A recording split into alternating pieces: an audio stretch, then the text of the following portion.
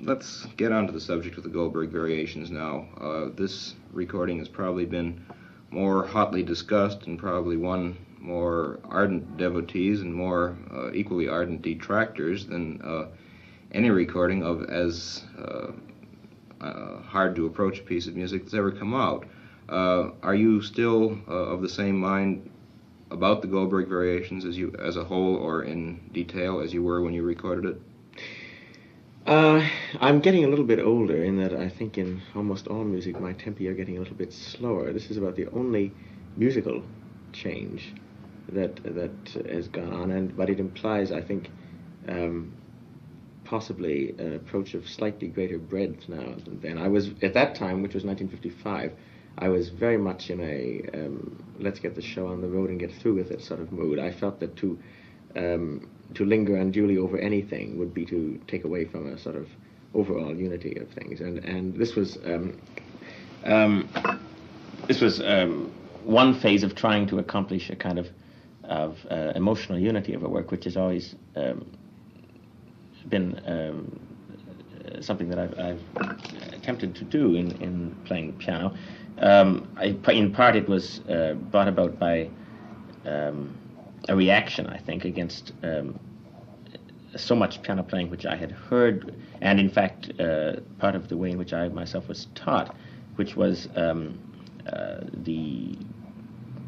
the school of the romantic pianists of the Cortot and Schnabel tradition. I don't put the two of them together, but elements of both were there in the way I was taught, and for a time influenced me very much. And when I began to study the Goldberg variation, which was much earlier than I recorded, it was perhaps around 1950 in my mid-teens.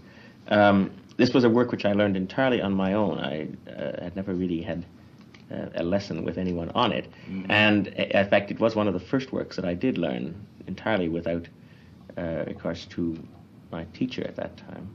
And it was a work which I made up my mind about relatively surely, much more so, and much more decidedly than was the case with most works in my repertoire at that time. And therefore, I think it's a work that I probably have changed less about in the last few years than most others. And yet you do say you've changed some. Well, I've changed some. The only thing I would say is possibly that the tempi of some variations is a little slower than it was then, but on the other hand, I've never recorded it again, and in recording one has to allow for certain acoustical phenomena in the sound of the work. One has to adapt speed and so on to the fact that there is no acoustical grandeur about a recording as there can be in a concert hall. One cannot count on a lingering tonal shape as one can in a concert hall. So consequently, very often it happens that tempi are slightly faster. And I don't know that this is just therefore something applicable only to the Goldberg. Yeah, but what I'm driving at is this. Here is a recording which you made 4 years ago, which represents in some details what I'm driving at now is a general feeling of you as an artist about recording.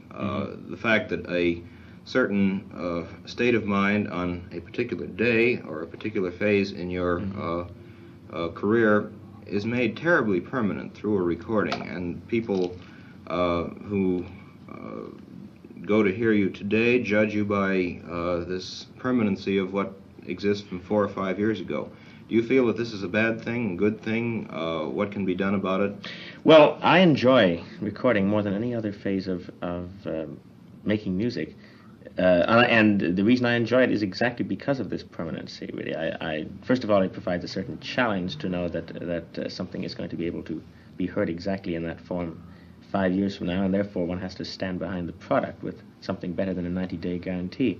And for this reason, I spend really much more time before a recording session thinking about the music. This is a dreadful admission, than I do for a whole series of concerts. In fact, it's about the only time I ever really do any serious practicing. But I enjoy it very much because it seems to me that by using all of the facilities of making a recording, of the possibilities of tape and so on, one can really come closer to recreation than any other form of interpretive activity at any rate. And hence, I don't really mind if my total feeling about a work has changed, even radically. I don't object to this still being in existence. I don't have any recordings that I would like to withdraw. There are some that I'm not at all happy about, but not that I would like to withdraw, because it seemed to be, at the time, quite valid, and that's quite enough for me. Really. When you're amassing an outlook on a piece of music, perhaps a new piece that you're adding to your repertory, do you spend very much time with recordings of other pianists?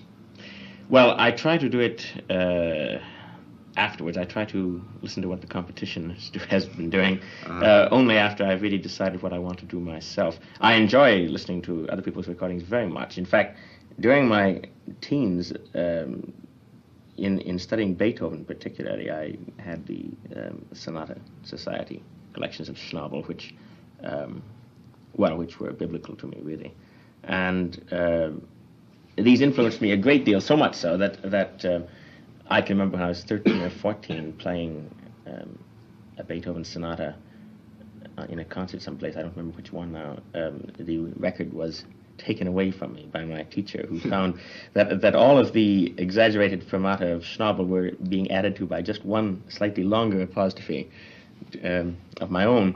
And all of the rushes of Schnabel were slightly speeded up too, and these things, which were really quite incidental to the major things that he had to say about the music, which were really rather small eccentricities of his piano style, were being taken so seriously by me that it was becoming a rather dangerous exposure. So this was withdrawn, but ever since then, recordings have always been a great influence to me, really. But now, certainly less so, and only after I've rather made up my mind myself. You mentioned Schnabel and Cortot as being two influences, perhaps positive, perhaps negative, in your early years. Who are some of the other pianists that you were drawn either? Well, as I said, I didn't mean to bracket Schnabel and Cortot. I was tremendously influenced and very moved by Schnabel's playing, especially of Beethoven and Schubert. I was never either influenced or moved by Cortot. In fact, I disliked his playing ever since I can remember first hearing it on some old 78s, chamber music as well as solo playing. I think I disliked it defensively as much as anything. My own training on the piano was largely the responsibility of one teacher who was Latin from Chile, and his personal style of playing was very much that of the School of Paris, 1910, I would say, in which the pedal was given much more work than it can really accommodate, and the conceptions of phrasing were extraordinarily whimsical and without. It seemed to me, in many cases, without rational approach. He was nevertheless a very fine teacher and a very fine pianist, but I came to dislike what this style of piano playing represented, and especially dislike the fact that in the piano particularly, the traditions of orchestral playing, the rhythmic consciousness particularly, was being lost almost altogether. And this is only now, I think, beginning to change in piano playing. People are beginning to be conscious of the continuing propulsion of rhythm, of a kind of harmony of rhythm, which was ignored completely towards the end of the last century, or at least the beginning of this century, from what one can gather from documentary recordings of even composers playing. And it seemed to me that this lack of unity in music, the inability to see things in logical perspective, was the greatest deficiency of most of the celebrated pianists of that time, and it was something that began to disturb me more and more. And so, with a complete reaction to this, there was a time when I really played only music of the 18th century. And in fact, my this was only balanced a little later by playing a great deal of music of the 20th century, and for many of the same reasons. And for many years, the 19th century I ignored entirely, not because I didn't like it. I really think it was more of a defense mechanism than anything.